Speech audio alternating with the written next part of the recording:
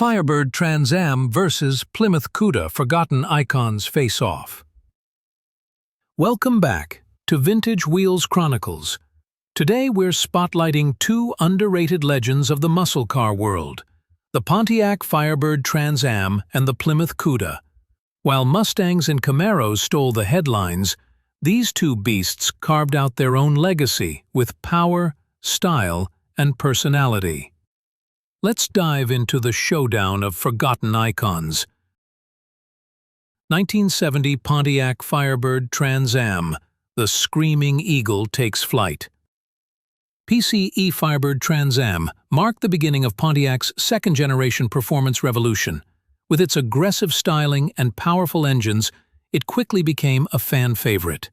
It featured the new Endura nose, integrated bumper, and signature twin hood scoops. The design was aerodynamic and sleek, giving it a unique identity. Under the hood was the Ram Air 3 400 V8, making 345 horsepower. Buyers could upgrade to the Ram Air 4 rated at 370 horsepower, a serious powerhouse. The 4-speed manual made it a true driver's machine. 0 to 60 times were in the 5.5-second range, lightning fast for the era. The Trans Am was built for more than just straight lines, it handled corners too. Pontiac added special suspension tuning, bigger sway bars, and performance shocks. This made it one of the best handling muscle cars of the time. It came standard with a limited slip differential and power front disc brakes. The Screaming Chicken hood decal would debut in later years, but 1970 started the legend.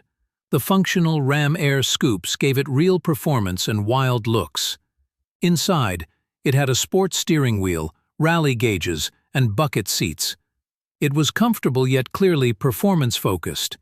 The Trans Am became Pontiac's halo performance car, even above the GTO. It was available in Lucerne blue or polar white. Clean, crisp, and aggressive. Pontiac's engineers focused on balance, not just brute force. Magazine tests praised it for being the thinking man's muscle car. It earned respect on the track, in autocross, and on the street. The Trans Am had a long motorsport legacy, especially in SCCA racing. It was built to go head-to-head with the Camaro Z28, and it often won. Its style, sound, and street presence were undeniable.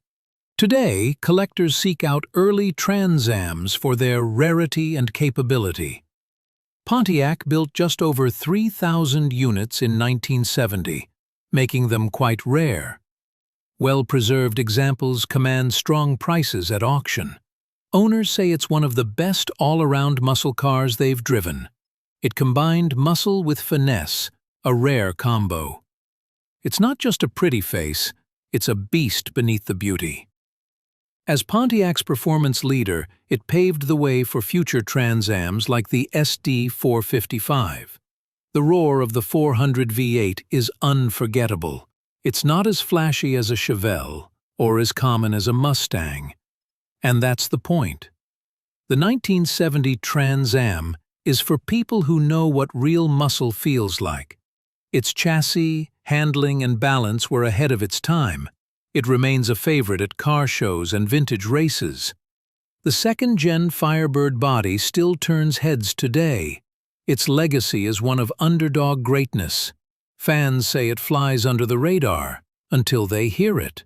It has the soul of a racer and the comfort of a cruiser. Pontiac may be gone, but the Trans Am name still soars. It's proof that muscle cars could also handle like sports cars. Built for enthusiasts, by enthusiasts, every part of it feels focused and intentional. It's a machine that rewards skilled drivers. The Trans Am didn't need to shout, it simply performed. It balanced speed, looks, and control like few others. In the right hands, it was a weapon, and in today's battle of forgotten legends, it makes a strong case. That's why the Firebird Trans Am remains one of the greatest underrated muscle cars of all time. 1970 Plymouth Cuda, the underdog that roared. The 1970 Plymouth Cuda wasn't just a redesigned Barracuda, It was a declaration of war from Mopar. It debuted on the new E-body platform, giving it wider proportions and muscular stance. The design was more aggressive, boxier, and ready to compete with the Mustang, Camaro, and Challenger. Plymouth dropped the Barracuda name for the performance versions and simply called it Cuda. It came with a full range of engines, from 340 to the mighty 426 Hemi. But the star of the show was the 440 six-pack, a 440 cubic-inch V8 with 3 two-barrel carbs. The six-pack Cuda made a brutal 390 horsepower and earth-shattering torque. It could sprint to 60 miles an hour in about 5.5 seconds. Insane for the time. The quarter mile came in the low 13s, leaving many rivals in the dust. It featured a shaker hood scoop mounted directly to the air cleaner. It vibrated with every throttle hit. The look was mean: hood pins, rally stripes, bulging fenders, and optional rear wing. The hockey stick side decals shouted out the engine displacement for all to see. It had a lowered, menacing front end and squared-off rear taillights. Unlike the Challenger, the Cuda had a unique design, shorter and more compact. Inside, it came with bucket seats, a rally dash, and wood grain or silver trim. The optional pistol grip shifter became an icon in its own right. Drivers sat low in the car, giving it a race car-like cockpit feel. The ride was firm but manageable for everyday driving. The sound from the dual exhausts was loud, deep, and pure Mopar magic. The car could be equipped with a 4-speed manual or 3-speed torque flight automatic. The manual gave you full control, the way a muscle car should be driven.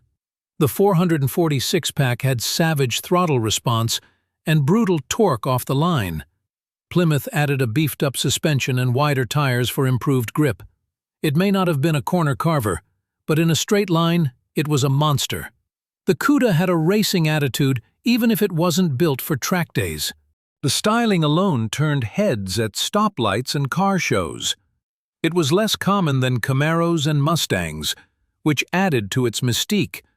Many owners modified them for drag racing, and they dominated the streets.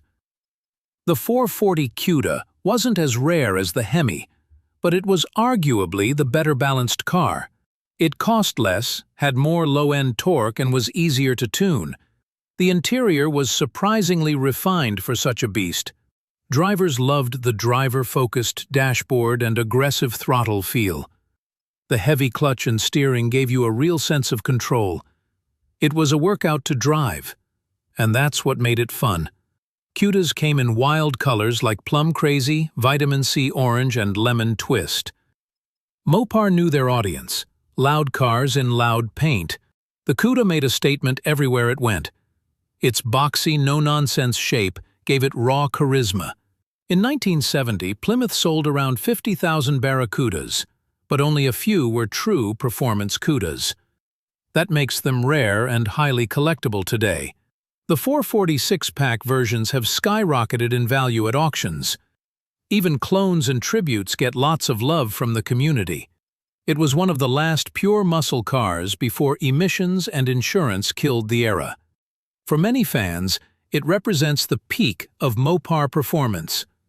The Cuda wasn't refined like a Trans Am. It was raw and rebellious.